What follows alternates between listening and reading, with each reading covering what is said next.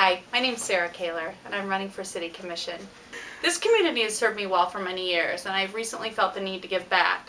As your City Commissioner, I'd like to focus on a few key issues. Number one would be parks. Heritage Park was the last city park that was developed, and it was developed several years ago. I certainly would like to see more parks come about south of 6th and Main.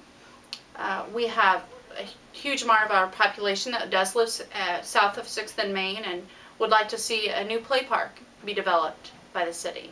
I'm also interested in building stronger relationships with Ottawa University and Neosho County Community College.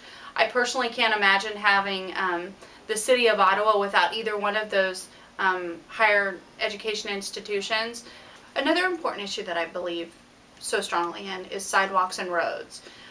I believe that making sure that we have the infrastructure so that our citizens can get around in this city would be something that we certainly would benefit from. As a city commissioner, I would support further allocation for roads and sidewalk programs. I would support large industrial growth and growth in businesses in downtown. The city's going to need to come up with the alternatives for alternative locations for new industrial growth. That would be something that I would focus on as a commissioner. I'd appreciate your support and vote on April 5th.